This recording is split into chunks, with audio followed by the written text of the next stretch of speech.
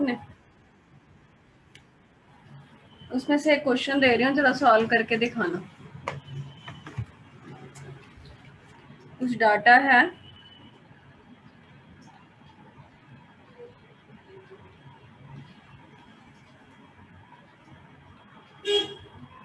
मैं देखना चाहती हूँ कि आप लोग कैसे करते हो इसको।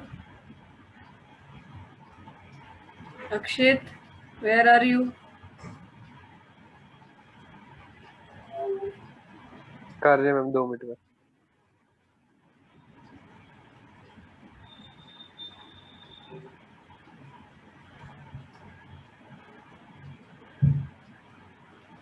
लिख लो कॉपीज पे। कर लिया तो ठीक है।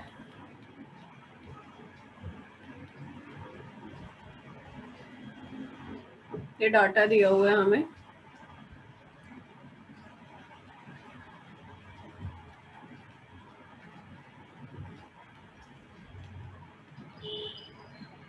क्वेश्चन है, what is the order of the reaction with respect to A and B? क्या निकालना है? Order of reaction with respect to A and B. क्या करोगे बताना जरा। पहले ये बताओ कि ये कौन से टॉपिक का न्यूमेरिकल है। प्रिया, कहाँ पढ़ा था बेटा हमने ये? अभी चल रहा है हमारा वो टॉपिक, इनिशियल रेट मेथड है ये। ठीक है, कैसे करेंगे इसको? तुमको 2 तरीके सिखाए थे, एक तो डायरेक्ट देख के और एक इक्वेशंस बना के। इक्वेशंस बना के कैसे करेंगे? मान्य क्या करोगे? मैम इक्वेशन नहीं आएगी। बनाओ, क्या लिखूं बताना फटाफट। फर्स्ट इक्वेशन बताओ मान्य। 0.20 के ए टू, मतलब ये 0.20 की पावर x और वो 0.20 की y। अच्छा, मैम फिर उसकी वैल्यू 0, अच्छा नहीं ये 30 है, सॉरी मैं इस वे में चल रही हाँ थी। ये ऐसे भी देंगे, पता क्या करेंगे, इधर ध्यान दो जरा। हाँ, ये कई बार ऐसे भी देते हैं। तो 1 मिनट, ये गलत लगी मेरे से। हाँ, ये ए की कंसंट्रेशंस हैं, ये बी की कंसंट्रेशंस है, ये रेट है। तो जब तुम ये वाली ए की वैल्यू यूज करोगे तो ये बी की है।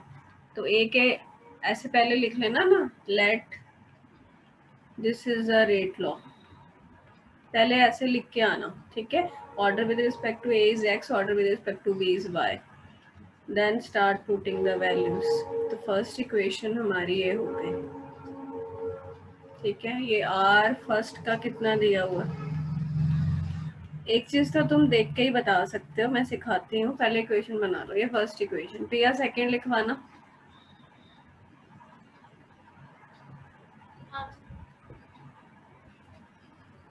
Second 5.07 into 10 raised to power minus 5 के 0.20 की पावर x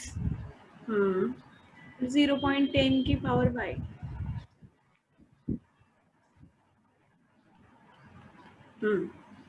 बिल्कुल ठीक है।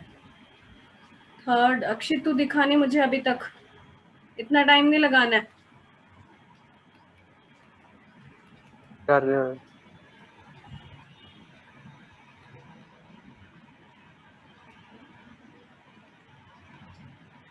उनकी करिए, please tell me what should I do to find the values of divide x. Equation 1/2। या सबसे पहले 1/2। अब देखो पूरा लिख लेना, जब 1/2 करोगे तो ये तो कट ही जाएगा। क्या तुम लोग ये समझते हो? 3y = 1 आया, ठीक है ना ये। अब क्या करें, y की वैल्यू कैसे निकलेगी? 0 y की वैल्यू 0 है। देखो 3 की power y is equal to 1। अब 1 को क्या मैं 3 रेज़ टू पर 0 नहीं लिख सकती? एनीथिंग रेज़ टू पर 0 1 होता है। मैंने 3 क्यों लिखा? क्योंकि मुझे बेस सेम चाहिए थे, ताकि मैं पावर्स को कंपेयर कर सकूं। इससे मुझे पता चल गया y 0 आ रहा। तो y क्या था?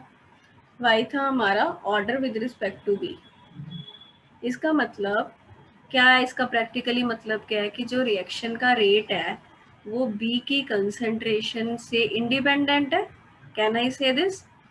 Rate of reaction is independent of B concentration. ये मेरा रिजल्ट निकला। ये चीज तुम डाटा देख के भी बता सकते हो। कैसे? देखो जरा, इसको देखो, जब हमने ए की कंसेंट्रेशन तो कांस्टेंट रखी है, बी की कंसेंट्रेशन, अच्छा ऐसे करो, इधर से इधर जाओ, बी की कंसेंट्रेशन हमने 3 गुना कर दी, 0.1 से 0.3, मतलब 3 टाइम बी की कंसेंट्रेशन कर दी। ए की तो कांस्टेंट ही है, बी की कंसेंट्रेशन 3 टाइम्स करने पे भी रेट सेम ही रहा। इसका मतलब बी की कंसेंट्रेशन बढ़ाने से, चेंज करने से रेट पे कोई इफेक्ट नहीं आता। इट मीन्स बी की डिपेंडेंसी 0 है। समझ रहे हो ना बात? तो ये डाटा देख के भी पता लगता है, सॉल्व करके भी पता लगता है। अब x की वैल्यू निकालनी है। x की वैल्यू हम डाटा देख के नहीं निकाल सकते, फ्रैक्शन में आ रही है, सॉल्व करना पड़ेगा। देखते हैं भाई, सभी लोग ऑन कर लो। कितनी बार बोलूं मैं? जशन, निखिलेश, हरगुन, अब क्या करोगे? अब तुम सिंपली 3/2 कर लो। तुम लोगों ने सॉल्व नहीं किया क्या? ये तो होमवर्क था तुम्हारा, करते नहीं हो क्या?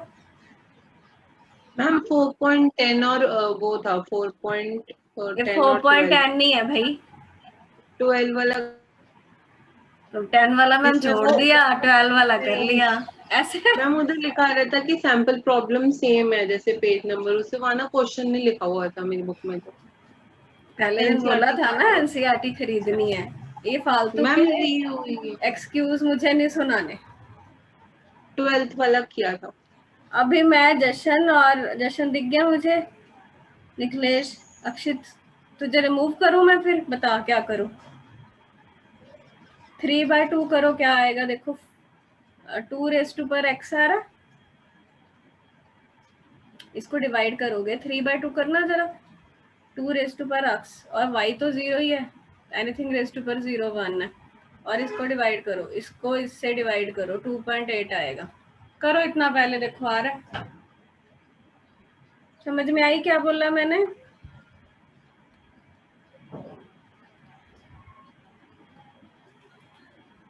आज से ना तुम्हारी रोज कॉपीज चेक होंगी, जो मैं होमवर्क दूंगी। तुम लोग करते कुरते कुछ नहीं, इतना मैंने जरूर देख लिया। मैं क्वेश्चन बोल के छोड़ देती हूँ, तुम सुन के छोड़ देते हो, चलो हो गया है ना। अभी मैं कुछ होमवर्क दूंगी और कल सुबह चेक करूंगी। अब ये इक्वेशन देखो, यहाँ तक निकल के आई, 3 को जब 2 से डिवाइड करोगे ये बन रहा है हरगुन, जशन। अब इसको कैसे सॉल्व करें, कैसे निकले x? लॉग लेना पड़ेगा, और कोई तरीका नहीं है इसका।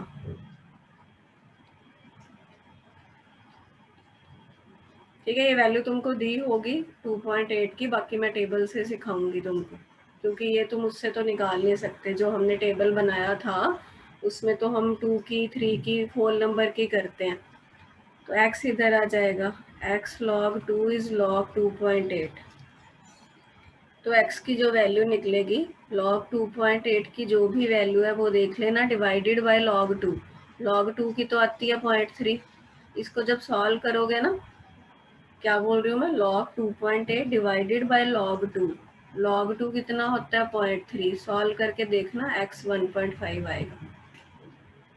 x क्या था हमारा? Order with respect to a। तो order with respect to a कितना आ रहा है? 1.5। ऑर्डर फ्रैक्शन में हो सकता है, पता है ना? बस, तो आंसर क्या है? Order with respect to a is 1.5, order with respect to b is 0। समझ में आ गया पॉइंट? ठीक है, अभी ना कुछ क्वेश्चंस टिक करवा रही हूँ एनसीईआरटी के, वो पहले भी करवा चुकी, बट मुझे पूरा भरोसा है कि तुम लोगों ने नहीं किए होंगे। तो आज अपनी कॉपी देख लेना, कल तुम लोगों को मुझे वो एक एक क्वेश्चन सुबह वीडियो ऑन करके दिखाना है, और कोई टाइम नहीं वेस्ट करना, नहीं मैं उतना टाइम एक्स्ट्रा लूंगी फिर। मेरे पास ये बुक पड़ी है, ठीक है, तो जो टॉपिक हो चुके हैं वो मैं तुमको टिक कराने वाली हूँ, और कल मैं चेक करूंगी। ये चाहे तो असाइनमेंट की फॉर्म में बना के मुझे भेज देना क्लास से पहले, चाहे कल क्लास में दिखा देना। क्वेश्चंस लिखो बैक एक्सरसाइज के, और जो नहीं करेगा मैं तुम्हारे घर इन्फॉर्म करूंगी कल। फिर ये नहीं कहना मैं एक रह गया, 2 रह गए। 4.1 2 3 4 5 4.1 से लेके 4.6 तक कॉन्टिन्यूशन में नंबर डला होना चाहिए और सीरियल नंबर वाइज होने चाहिए। 4.7 नहीं अभी करना, 8 कर सकते हो, 8, 9, 10 मैंने करा दिया बट वो दोबारा करना है। 11 होना चाहिए कॉपी में, 12 होना चाहिए, 13, 14 कराया था, सारे होने चाहिए। 15 ये वाला है, ग्राफ वाला है, वो छोड़ देना। और उसके बाद 16, इनमें से बहुत सारे क्लास में हो चुके हैं बट आई वांट कि तुम मुझे असाइनमेंट की फॉर्म में बना के इसको भेज देना। 16, 17, 18 कर लोगे, 19, 20 सारे करा चुकी, 21, 21, उसके बाद 24 और 25, ये है बैक एक्सरसाइज के। अब मैं फ़ोटो खींचने लगी हूँ ताकि मुझे याद रहे कि मैंने कौन कौन से क्वेश्चंस चेक करने हैं कल सुबह। ठीक है, ये बैक एक्सरसाइज है। अब मैं इंटेक्स का बताती हूँ। रात में बैठो जो मर्जी करो, ये तुम्हारी हेडेक है। नई बुक का मेरे पास तो न्यू बुक है, तुम लोग अपना देख लेना। पेज नंबर मेरी में तो 100 दिया हुआ है। इंटेक्स अनसॉल्व्ड वाले ही दूंगी, 4.1, 4.2, उसके बाद ये तो सॉल्व है। देन इंटेक्स 4.3, 4.4, ये वाला न्यू बुक में है पेज 105। उसके बाद सॉल्व है। देन पेज नंबर 112 पे है इंटेक्स अनसॉल्व्ड 4.5, 4.6, इतना है। ठीक है, एक भी क्वेश्चन इधर उधर करना।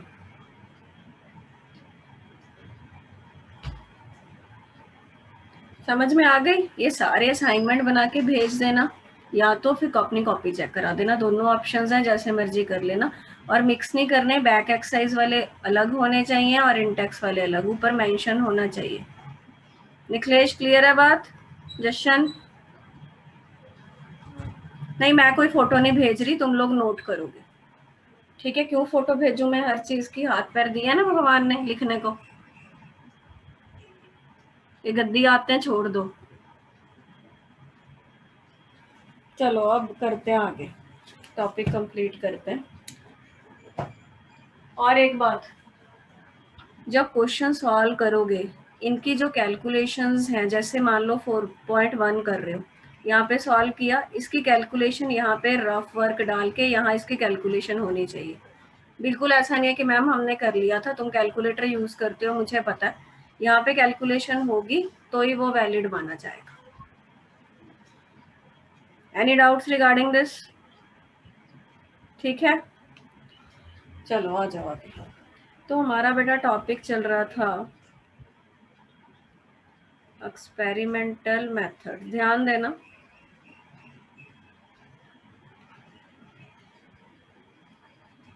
एक्सपेरिमेंटल मेथड्स हम लोग पढ़ रहे थे, to find the order of the reaction, to find the rate law and to find the value of rate constant. तो हमने दो कर लिए थे मेथड। एक तो हमने किया था इनिशियल रेट मेथड, जिसका न्यूमेरिकल अभी हमने डिस्कस भी करा। एक हमने हाफ लाइफ टाइम मेथड किया था ना, हाफ लाइफ टाइम मेथड। ठीक है, इसमें हमने एक जर्नल इक्वेशन भी बनाई थी जिसकी हेल्प से हमने न्यूमेरिकल निकाले थे। p half of any order reaction, it will be directly proportional to a naught 1 minus m। m क्या चीज है? ऑर्डर। ठीक है, a naught क्या चीज है जशन? a naught क्या है बेटा? Initial concentration. मान लो मैं जीरो ऑर्डर की बात कर रही हूँ, जीरो ऑर्डर है हर गुण, तो m की वैल्यू क्या हो जाएगी? जीरो ऑर्डर है तो m की वैल्यू जीरो होगी, तो t half will be directly proportional to a। तो हमें वैसे भी मालूम है कि जीरो ऑर्डर के लिए half life time is directly proportional to initial concentration. First order लूंगी तो पिया एम की वैल्यू कितनी हो जाएगी? 1 1 minus 1 0, anything raised to per 0 0 is 1. It means T half 1 is independent of initial concentration. तो इससे हम ये पता कर सकते हैं। बाकी ग्राफ इसका बनाए तो कैसे बनेगा?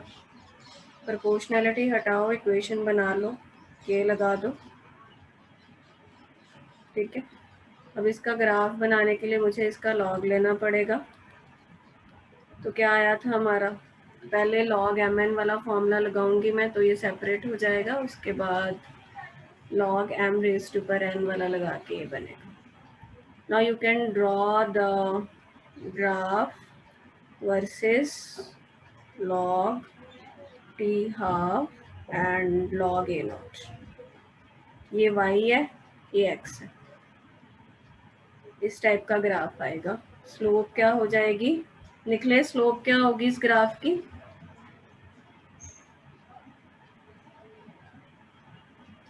इस इक्वेशन से बताओ स्लोप क्या होगी?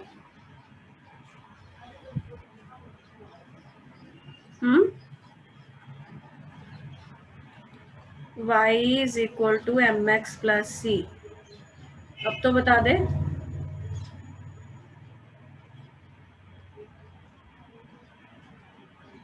Nikhilesh, I am asking to you बेटा, स्लोप ये नहीं होगी x के साथ जो है वो स्लोप होती है, तो स्लोप 1 माइनस एम है। समझ में आ गया अब?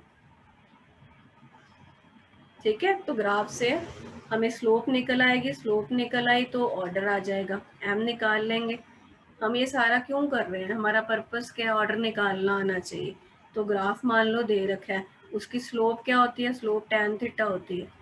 एंगल की वैल्यू दे दे, वो ऑब्जेक्टिव क्वेश्चन आ जाए, एंगल की वैल्यू दे दे, tan थीटा निकाल लोगे, उससे ऑर्डर निकल आएगा। समझ आ गई बात? ठीक है, ये आप कर चुके। 2 मेथड और हैं, अब वो देखते हैं। अब थर्ड मेथड ध्यान दो, ये जस्ट ग्राफिकल मेथड है।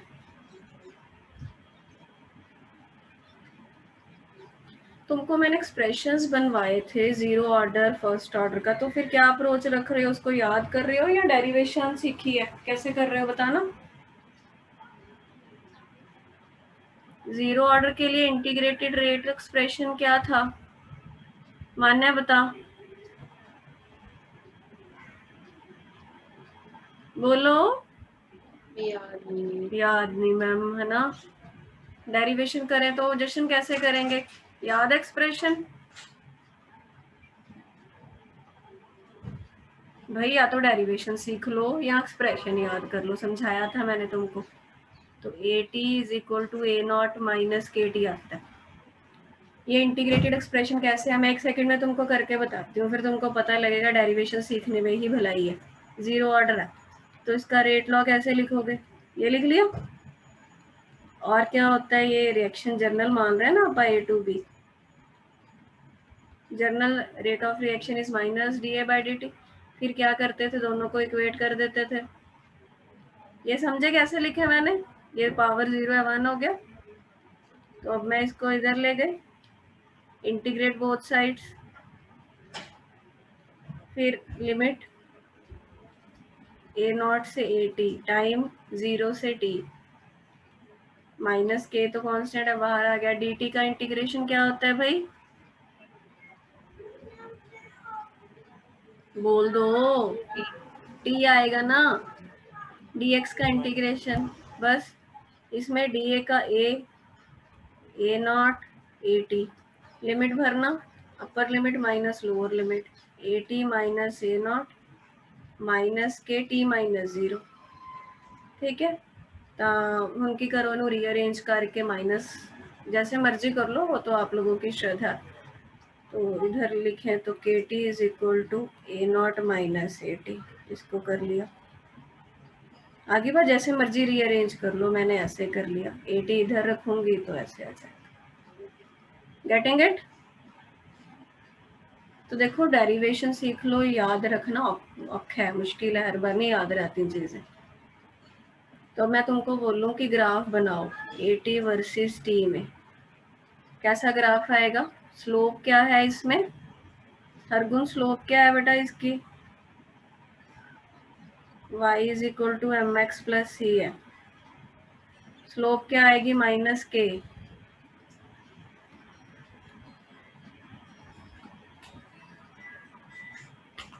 ये इंटरसेप्ट हो गया a नॉट, स्लोप क्या आ गई? माइनस के। नेगेटिव स्लोप है इसलिए वो ऐसे को बनाया, समझ रहे हो ना? अब देखो वो ना ऐसे ऑब्जेक्टिव क्वेश्चंस होंगे, वो ये तुमको ग्राफ दे देगा और पूछेगा ऑर्डर क्या है।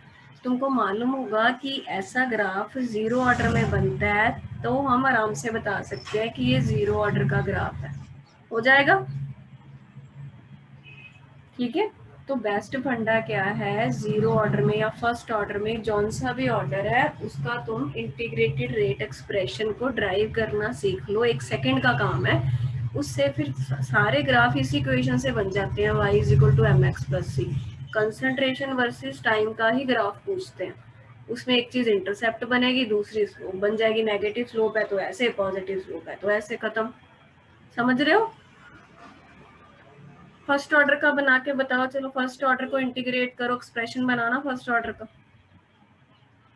करो बेटा, थोड़ा सा मेहनत करो तो चीजें, मैं तभी थोड़ा सा आपको वीडियो ऑन करा के, तभी मैं असाइनमेंट वगैरह के लिए कह रही हूँ तुम थोड़ा सा सीरियस हो। इम्प्रूवमेंट चाहिए ना हमें अपने उस मार्क्स में। फर्स्ट ऑर्डर का करो फटाफट। फर्स्ट ऑर्डर का इंटीग्रेटेड एक्सप्रेशन बनाओ जरा। क्या करोगे? रिएक्शन है A to B, R is equal to first order है तो पावर 1 होगी। तो रेट ਨੂੰ ਆਪਾਂ ਜਰਨਲ ਕਿਵੇਂ ਲਿਖਦੇ ਆ? -dA/dt। ਹੁਣ ਦੋਨਾਂ ਨੂੰ ਇਕੁਏਟ ਕਰ ਦੋ, रेट ही है ना दोनों।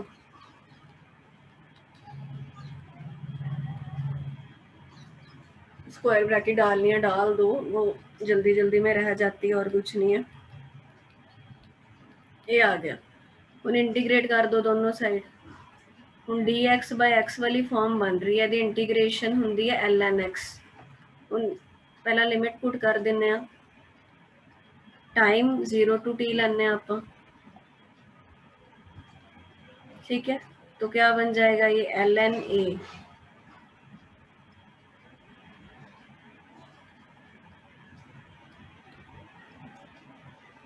निखिलेश मुझे बता अगला स्टेप क्या करूं, इसके बाद क्या करूं? बोल के बता, माइक ऑन कर जल्दी।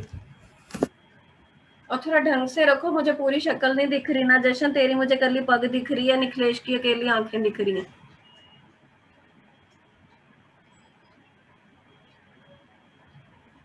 तुम लोगों को इम्प्रूवमेंट नहीं हो रही, इसीलिए I need to be strict. Nikhilesh बता, आप जल्दी बोल, क्या करूं इसके आगे?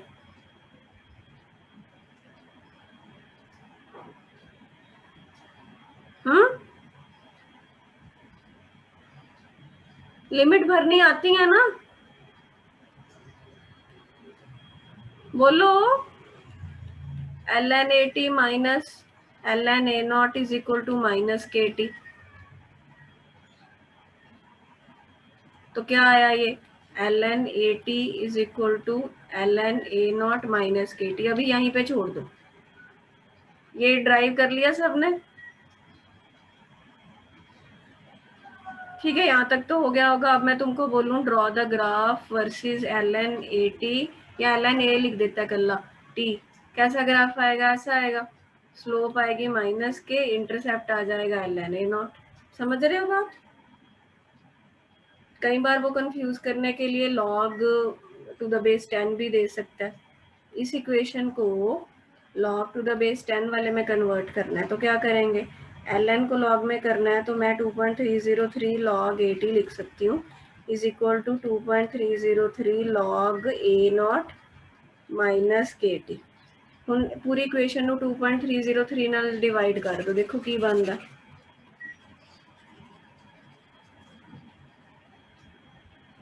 क्या बनेगा? log 80 is equal to log a0 minus k upon 2.303 t। ये आ गई इक्वेशन। इसी को मैंने इसमें बदल लिया। तो वो क्या करेगा, log 80 वर्सेस t का ग्राफ बोले। अब इसकी स्लोप पूछेगा तो क्या बताओगे, -k/2.303। log to the base 10 में ग्राफ बन रहा है तो स्लोप -k/2.303 आएगी। ln में ग्राफ बन रहा है तो स्लोप -k आएगी। तो कोई भी फॉर्म में तुमको पूछ सकते हैं, तुमको ऑर्डर बताना आना चाहिए। मान लो ये ग्राफ दे दिया उसने और वो पूछ रहा है कौन सा ऑर्डर है तो तुम बता पाओ कि ये फर्स्ट ऑर्डर का ग्राफ है। Getting my point? तो ये ग्राफिकल मेथड है जिससे हमें ग्राफ्स को देख के ऑर्डर पता चल जाता है। अब तुम्हारा काम क्या है, तुमने सेकंड ऑर्डर का भी हमने क्लास में ड्राइव किया था, सेकंड ऑर्डर का ड्राइव करना है, वो भी मुझे कॉपी में असाइनमेंट में बीच में बना के भेजना। मेरी बात सुन लो कान खोल के, कल क्लास से पहले जो मैंने क्वेश्चंस लिखवाए हैं वो सारे मुझे असाइनमेंट बना के भेजने हैं सभी ने, प्लस सेकंड ऑर्डर का ड्राइव करके भेजना। और ये ग्राफ चाहिए मुझे 1/a वर्सेस t। समझ में आई बात? बताना कैसा ग्राफ बनेगा, वो तभी निकाल पाओगे जब एक्सप्रेशन बनाना आएगा। ठीक है, तो कोई भी ऑर्डर दे दे, जर्नल nth ऑर्डर भी आ सकता है, कुछ भी आ सकता है। आपको सिंपल इंटीग्रेशन करनी आती है, डेरिवेशन करनी सिखा दी, उसकी हेल्प से कर सकते हो। बोर्ड में तो 0 और फर्स्ट ही आएंगे, कंपटीशन में जेई और नीट में भी कम ही आते हैं, फर्स्ट तक ही चलता है। जेई में ज़रूर पूछ लेते हैं सेकेंड ऑर्डर या इवन थर्ड का भी पूछ सकते हैं। ठीक है, but be prepared for everything. तो ये ग्राफिकल मेथड है, ग्राफ की हेल्प से हम ऑर्डर बना सकते हैं। Now last method is, last method भी वही है, ये मतलब उसी से मिलता जुलता है, integrated rate law method. Integrated rate law method, इसमें क्या करते हैं बेटा, देखो इसको, इसका ना वो समझ लो, जैसे बोलते हैं इसकी जिस्ट समझ लो, इसका क्या है ये। उसने तुमको डाटा दे दिया, एक डाटा क्या दे दिया उसने, मान लो कोई रिएक्शन हो रहा है A to B, ठीक है। उसने क्या दिया तुमको, कंसंट्रेशन ऑफ A दे दिया विद रिस्पेक्ट टू टाइम। मतलब कि टाइम 0 पे कंसंट्रेशन A थी, तो ये इनिशियल कंसंट्रेशन है, नेचुरली ये A0 एक्ट करेगी। फिर उसने T1 टाइम पे कोई कंसंट्रेशन चेंज होगी, नेचुरली A1 कंसंट्रेशन लगा लो। फिर T2 टाइम पे कुछ और कंसंट्रेशन होगी A2, T3 टाइम पे A3, ऐसे करके तुमको वैल्यू दे रखी है। समझ गए मेरी बात? ये रिएक्टेंट है A, इसकी तुमको अलग अलग टाइम इंटरवल्स पे कंसंट्रेशन की वैल्यू दे दी, इतना डाटा दिया है, और तुमको पूछ रहा है रिएक्शन का ऑर्डर बताओ। ये क्वेश्चन है। क्वेश्चन समझ में आ गया क्या बोला मैंने? एक डाटा तुम्हारे सामने है, उसने बोला A to B रिएक्शन जा रहा है, A की कंसंट्रेशन अलग अलग टाइम इंटरवल पे तुमको दे दी है, ठीक। तो ऑर्डर निकालने के लिए इसमें हम क्या करेंगे, इसमें हिट एंड ट्रायल मेथड करना पड़ता है। निखिलेश बेटा चले जाओ, फिर देख लो, तुम्हारी मर्जी है, रिकॉर्डिंग सुन लेना, बाकी की क्लास है तो जा सकते हो। हिट एंड ट्रायल मेथड से कैसे करते हैं, अभी हमने 0 ऑर्डर का बनाया था, उसका इंटीग्रेटेड एक्सप्रेशन ये आया था, ठीक है। फर्स्ट ऑर्डर का भी तुमको आता है, तो हम बहुत बार कर चुके हैं, 2.303 log A0 bye 80 upon T किया था ना ये फर्स्ट ऑर्डर का।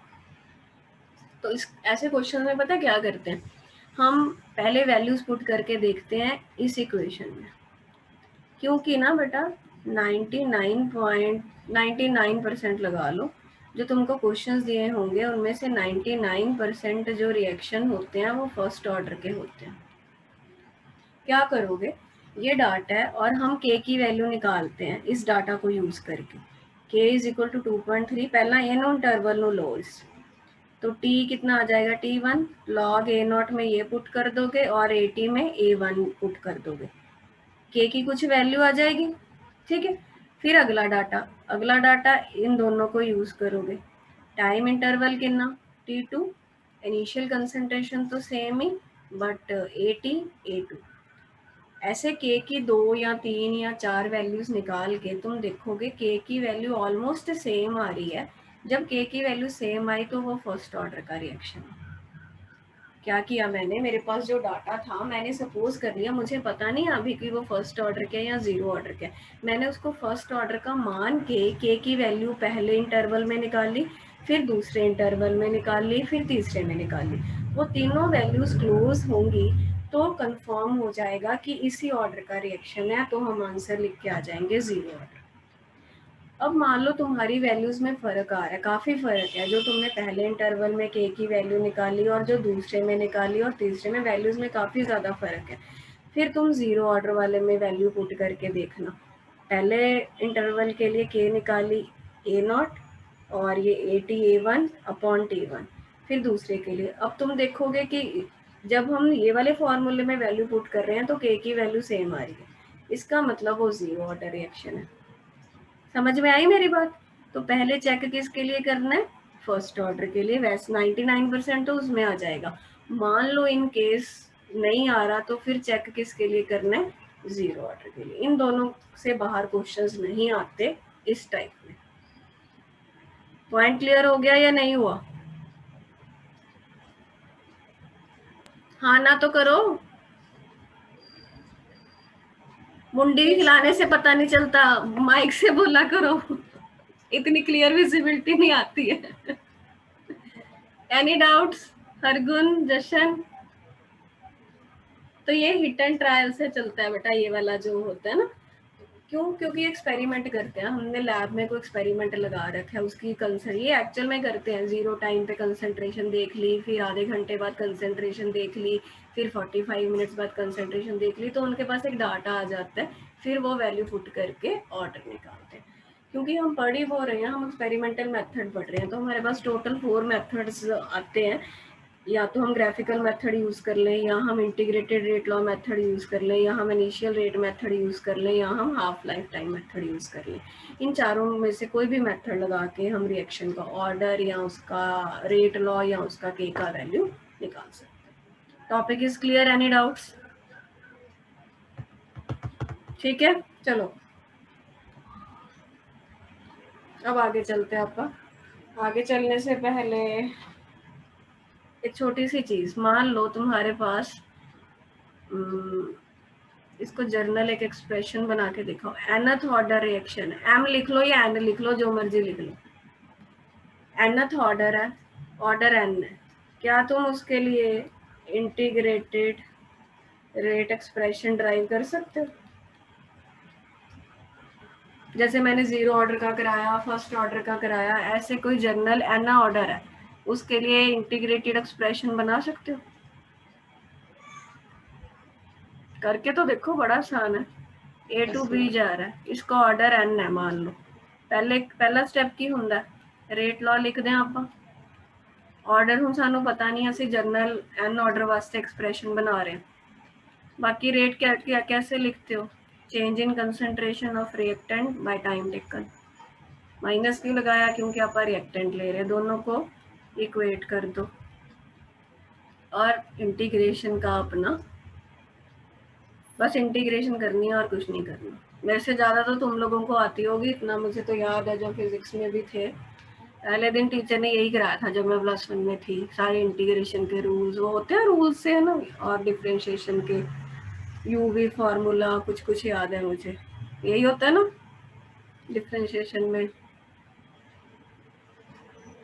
कर दो फटाफट, देखो क्या बन रहा, इधर ले जाओ,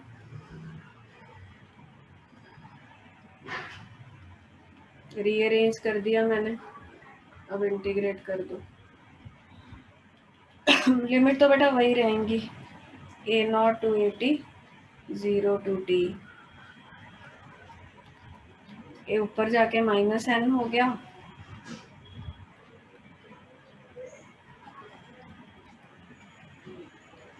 dt की t लिमिट पुट कर लेना, 0 to 2 है तो यही बनेगा।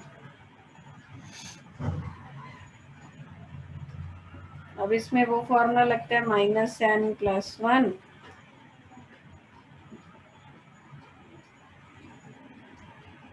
यही बना है और तो कुछ नहीं बनेगा। ठीक है,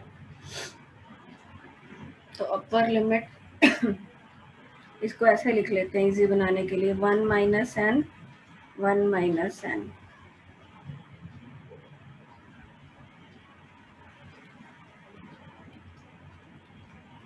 अपने आप करो फिर मैच कर लेना। Upper limit minus lower limit करते हो, पहला 80, क्योंकि सानू ऑर्डर पता ही नहीं था, सानू जर्नल एक्सप्रेशन ही बनाना पैना।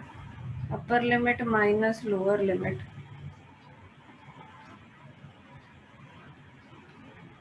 सॉरी ये माइनस था इधर, एक भी माइनस इधर उधर हुआ तो पंगा पड़ जाएगा।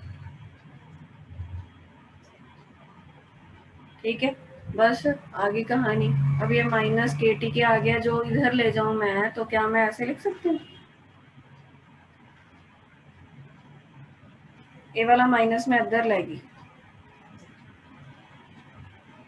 केमिस्ट्री तक तो दिख ही नहीं रही, मैथ ही मैथ है ना।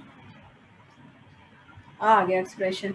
हुणे तुसी किसे मर्जी ऑर्डर ते ला लियो बेटा, चाहे 0 ऑर्डर ते, चाहे फर्स्ट ते, चाहे सेकंड ते, चाहे थर्ड ते, तो एक्सप्रेशन बन से। तो जर्नल भी आपको आना चाहिए, ये भी आ सकता है, बोर्ड में नहीं आएगा, कंपटीशन की बात कर। समझ में आ गया? इंटीग्रेट किया है, एक स्टेप का है, और कुछ भी नहीं। पेज चेंज कर दूं जशन? हरगुन कर लिया? Yes ma'am. Yes ma'am. अब इस चैप्टर के खाली 2 टॉपिक बचे हैं, उनमें से एक तो 5 मिनट का ही है, एक थोड़ा बड़ा। तो अगला टॉपिक लिखो, सूडो। मीटिंग खत्म होने वाली है। ओ हाँ चलो, थैंक यू बेटा, आपने ध्यान दिला दिया। तो अब नई में शुरू करते हैं फिर, ठीक है।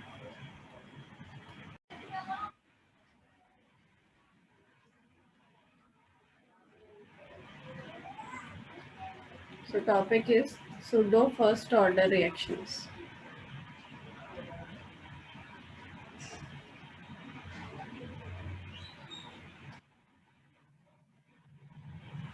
कहाँ है बाकी लोग? मुझे तो सिर्फ अपनी शक्ल दिख रही है, तुम लोगों की तो दिख ही नहीं रही।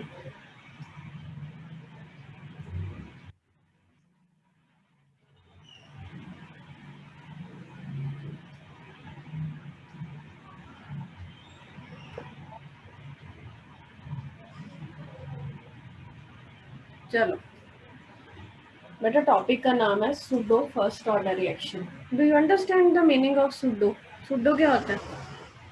एनीवन पता है?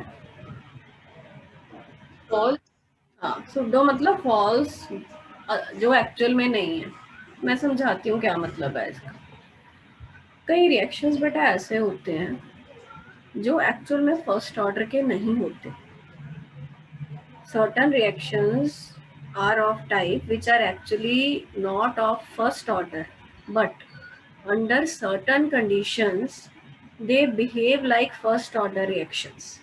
हम कुछ conditions ऐसी बना देते हैं कि वो first order जैसे behave करने लग जाते हैं, ऐसे reactions को pseudo first order reactions बोला जाता है।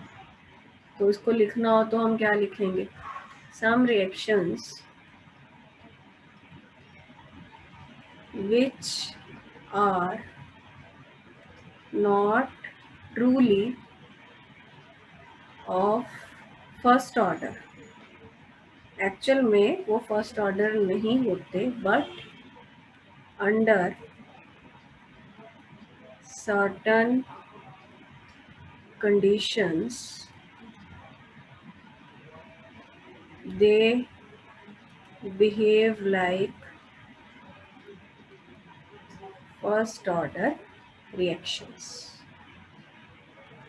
These are called pseudo first order reactions, which are not truly of the first order but under certain conditions. Let's see. जैसे बेटा एक रिएक्शन होता है हाइड्रोलिसिस ऑफ एस्टर। एस्टर पढ़ रखे हैं ना +1 में, याद है कौन से फंक्शनल ग्रुप थे? जर्नल फॉर्मूला क्या होता है एस्टर्स का? भूल गए है ना? क्या याद है? ROH क्या था? अल्कोहल का। अल्कोहल का। इनमें कंफ्यूज होते हो। इनमें से एक एस्टर है, एक ईथर है। ये ईथर है, ये एस्टर है। ठीक है, RCOOR-। एस्टर इसको बोलते हैं। आर मतलब कोई भी अल्काइल ग्रुप। तो हम एस्टर्स, जैसे तुम इथाइल एसीटेट ले लो या मिथाइल एसीटेट ले लो, ये इथाइल एसीटेट है, ये इथाइल ग्रुप है। ये इथाइल है, ये पोर्शन एसीटेट बोला जाता है कॉमन में। मैं कॉमन नेम लिख रही हूँ। इसका यदि हम हाइड्रोलिसिस करते हैं, एसिड हाइड्रोलिसिस होता है एसिड की प्रेजेंस में, तो ये तुमको एक तो एसिटिक एसिड देता है, दूसरा देता है इथानॉल। ये रिएक्शन सूडो फर्स्ट ऑर्डर के एग्जाम्पल है, और बहुत सारे होते हैं, बट हमारे सिलेबस में 2 एग्जाम्पल्स हैं जो हमको ध्यान में रखनी है। एक तो एस्टर का हाइड्रोलिसिस, एक और एग्जाम्पल है वो भी करेंगे, पहले इसको समझते हैं। T0 है, 0 मतलब इनिशियल कंसंट्रेशन, तो इसकी 0.01 कंसंट्रेशन ली, मान लो मोलर लिया है इतना, और इसका 10 ले ली कंसंट्रेशन वाटर की। इनिशियल है, इधर ध्यान दो, बाद में लिखना। प्रोडक्ट तो शुरू में 0 ही होंगे, हमने रिएक्शन जस्ट शुरू किया। फिर कुछ टाइम के बाद चेक किया तो इसकी 0 थी, ये रिएक्शन मतलब फिनिश हो गया, और इसकी 9.9 और इसकी 0.01। अब इसका मतलब क्या है, देखो ये स्टिशियोमेट्री एक है, एक से ये भी एक बन रहा है, ये भी एक बन रहा है। ये कितने लिए थे 0.01, ये पूरा खत्म हो गया, और ये उतने उतने बन गए जितने ये लिए थे। एक होता तो ये एक एक बन जाते, बट ये कितना है 0.01 है, तो ये खत्म हो गया, ये 0.01 बन गए। पर तुम देखो कि वाटर की कंसंट्रेशन में ऑलमोस्ट सेम ही है, कोई चेंज नहीं आया। पहले 10 मोल थे, अब 9.9 है, तो हम बोल सकते हैं कि वाटर की कंसंट्रेशन ऑलमोस्ट कांस्टेंट रही है। ठीक है, तो इससे क्या पता चलता है, लेट्स सी। अब इस रिएक्शन का, हाइड्रोलिसिस ऑफ इथाइल एसीटेट का मैं रेट लॉ लिखूं, तो देखने में हमें लगता है कि दोनों की कंसंट्रेशन पे, दोनों रिएक्टेंट केड़े हैं, एक रिएक्टेंट वाटर है, दूसरा रिएक्टेंट एस्टर है, दोनों की कंसंट्रेशन पे रेट डिपेंड करना चाहिए। बट जो वाटर है उसकी कंसंट्रेशन क्या रही, ऑलमोस्ट कांस्टेंट। क्योंकि कांस्टेंट बेसिकली बेटा इसलिए रहती है क्योंकि ये ना एक की कंसंट्रेशन इतनी ज़्यादा कर देते हैं कि उसमें से थोड़ा सा, जैसे मान लो हमने 1 टब पानी लिया, उसमें 1 कप डाल दें या 1 कप बाहर निकाल लें तो कोई ज़्यादा फर्क नहीं पड़ता। तुम देखो इसकी 10 मोलर कंसंट्रेशन ले ली इसने, उसमें से थोड़ा सा यूज़ हो जाए या थोड़ा सा ऐड हो जाए तो उसकी कंसंट्रेशन कांस्टेंट रहती है, जबकि ये पहले ही बेचारा इतना थोड़ा था, इसमें थोड़ा भी चेंज होगा तो वो मैटर करेगा। तो वाटर की कंसंट्रेशन कांस्टेंट है, के भी क्या है, कांस्टेंट, तो के भी कांस्टेंट है, वाटर की कंसंट्रेशन इज आल्सो कांस्टेंट, तो ये कांस्टेंट इनटू वाटर की कंसंट्रेशन, ये एक नया कांस्टेंट बन जाता है, इसको के डैश लिखते हैं। और बची किसकी कंसंट्रेशन, सिर्फ एस्टर की, तो ये तुम्हारा रेट लॉ बन जाता है। तो एक्चुअल में तो लगता था कि दोनों की कंसंट्रेशन पे डिपेंडेंसी है, बट क्योंकि वाटर की कंसंट्रेशन इतनी ज़्यादा ले ली थी कि उसकी कंसंट्रेशन में कोई चेंज इफेक्टिवली नहीं आया, इसीलिए उसकी कंसंट्रेशन कांस्टेंट ही रही। तो जो रेट ऑफ रिएक्शन था वो सिर्फ एस्टर की कंसंट्रेशन पे डिपेंड कर रहा है, जिसके कारण ये फर्स्ट ऑर्डर बिहेव कर रहा है। समझ में आई बात? एक्चुअल में ये रिएक्शन फर्स्ट ऑर्डर नहीं है, बट हमने ऐसी कंडीशन बना दी। हमने क्या कंडीशन बना दी, हमने वाटर की कंसंट्रेशन पहले ही इतनी ज़्यादा ले ली कि उसकी कंसंट्रेशन में कोई चेंज मैटर नहीं करता। इस कंडीशन पे वो फर्स्ट ऑर्डर बिहेव करता है, इसीलिए उसको सूडो फर्स्ट ऑर्डर बोलते हैं। Got my point? ठीक है,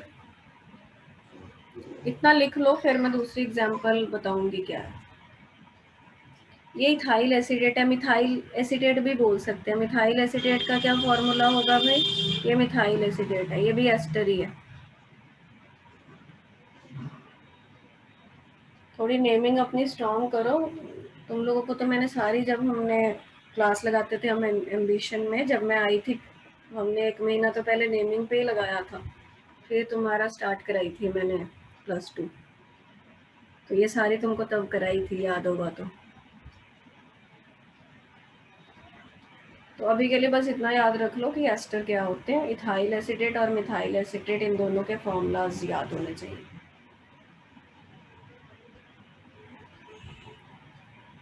बस हो जाएगा चैप्टर ये फ्राइडे तक, ठीक है। सब्जेक्टिव टेस्ट लूँगी इस बार तो काइनेटिक्स का। तो आई एम प्लानिंग कि फिर तुम्हारी छुट्टियाँ देखते हैं अब सर कब करते हैं, बट छुट्टियों के बाद जब भी करेंगे इकट्ठे ही करेंगे। उसके बाद एक कंबाइंड टेस्ट होगा, जैसे 4 चैप्टर हो गए मान लो, या 5 हो जाएंगे, देखते हैं जितने भी हो जाएंगे उनका फिर एक ऑब्जेक्टिव टेस्ट छुट्टियों के बाद लूँगी। छुट्टियों में तुम लोग अपने MCQs प्रैक्टिस कर लेना, जो भी तुम्हारी बुक है तुम्हारे पास, कहोगे तो मैं भेज दूँगी, मेरे पास भी प्रीवियस ईयर की कॉपी पड़ी है, उसमें से MCQs प्रैक्टिस करना, और छुट्टियों के बाद फिर MCQ का एक ऑब्जेक्टिव टेस्ट अच्छे लेवल का वो कर लेंगे। एक और एग्जांपल बेटा सूडो फर्स्ट ऑर्डर में आती है, वो होती है inversion of cane sugar. Cane sugar का दूसरा नाम सुक्रोज होता है, पता है तुमको, जो हम वाइट शुगर खाते हैं। फॉर्मूला क्या आता है केन शुगर का?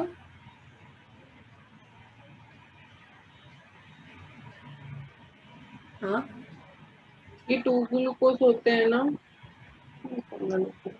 पता नहीं मुझे, तो तुम बताओ भाई। अब तुम बोलोगे केन शुगर का नहीं आता, फिर तो मैं ना ऑफलाइन शुरू करके तुम लोगों के डंडे लगाऊंगी। सॉल्यूशन चैप्टर में कितना कराया था केन शुगर? पिया हरगुन बेटा ਤੁਹਾਨੂੰ ਤਾਂ ਆਣਾ ਚਾਹੀਦਾ ਦੋਨਾਂ ਨੂੰ, ਕਿੱਤਾ ਹੋਇਆ ਚੈप्टर ਅਜੇ। ਸੁਕਰੋਜ਼ ਦਾ formula C12H22O11। Yes ma'am, glucose का डबल है। ग्लूकोज का डबल नहीं है, जब वाटर डालेंगे तो डबल बनता है हाइड्रोलिसिस करने पे। Inversion of cane sugar, inversion क्यों लिखा है हमने वो अभी नहीं करा सकती, ऑर्गेनिक में बताऊंगी। जब इसका हम हाइड्रोलिसिस करते हैं सुक्रोज का, तो ये एक तो ग्लूकोज बनता है, एक बनता है फ्रक्टोज। ग्लूकोज और फ्रक्टोज दोनों का फॉर्मूला सेम होता है, बट इनका स्ट्रक्चर डिफरेंट होता है, ठीक है। दोनों ग्लूकोज नहीं बनते, ग्लूकोज बनता है, दूसरा फ्रक्टोज बनता है। ये जो रिएक्शन है ये भी सूडो फर्स्ट ऑर्डर की कैटेगरी में आता है। इसमें भी वाटर की कंसंट्रेशन कांस्टेंट बिहेव करती है यदि तुम इसकी कंसंट्रेशन ज़्यादा लोगे। सारी बात समझ में? तो ये दोनों एग्जांपल याद करनी है। इसमें क्वेश्चन कैसा आ सकता है, इसकी डेफिनेशन ही पूछते हैं, सूडो फर्स्ट ऑर्डर रिएक्शन की डेफिनेशन बताओ और एग्जांपल, 2 एग्जांपल तुमको करा दी मैंने। लिख लिया? आज बड़ा सॉल्यूशन देने क्लास लांदे, कल ਨੂੰ ਲਾਵਾਂਗੇ। एक क्वेश्चन हैगा सूडो फर्स्ट ऑर्डर ਦਾ, कर लो। मान्या जशन, तुम लोगों ने न्यूमेरिकल कर ली कंसंट्रेशन टर्म्स वाले? शक्लें देख के नहीं लग रहा तुम्हारी मुझे। कौन से न्यूमेरिकल्स मैम? कौन से न्यूमेरिकल? एनसीईआरटी के जो कंसंट्रेशन टर्म्स के दिए थे। जशन तो दिखाता ही नहीं, अकेली मुझे अपनी पग दिखाई जा रहा है कि मैम को दिखे ही ना।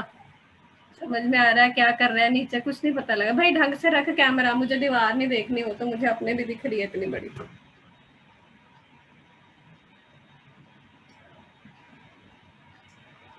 लैपटॉप को बढ़ा बढ़ा के तंग आ चुकी हूँ मैं, इसलिए तुम्हारी शक्लें देखनी बहुत जरूरी हो गई अब मेरे को। क्वेश्चन लिखो चलो एक।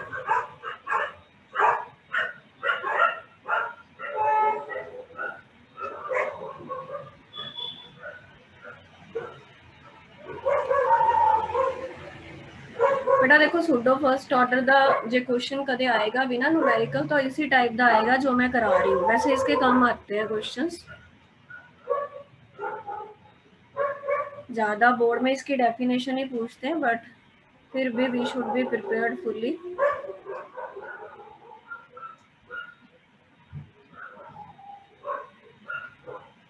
इसको स्टेटमेंट लिख लो, फिर मैं कराती हूँ।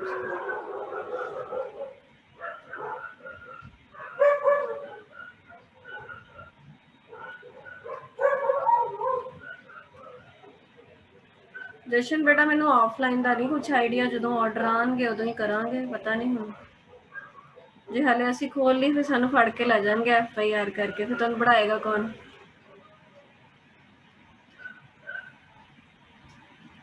मेरा तो खुद बड़ा मन है ऑफलाइन शुरू कर लूं, बट क्या करें, ऑर्डर इतने स्ट्रिक्ट है।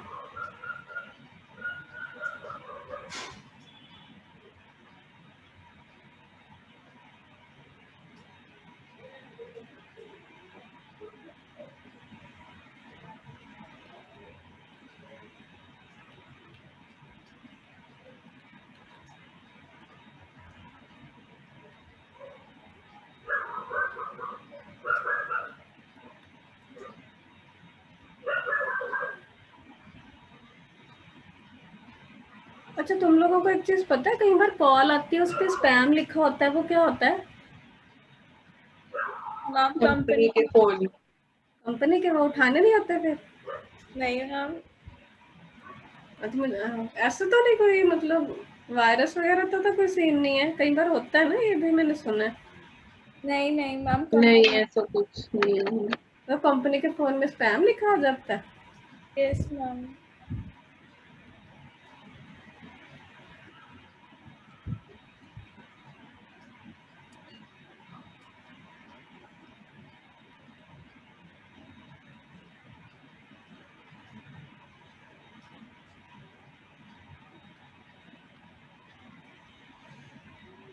क्वेश्चन बड़ा थोड़ा सा, इसको लिखो पहले पूरा ना। मिथाइल एसीटेट है तो फॉर्मूला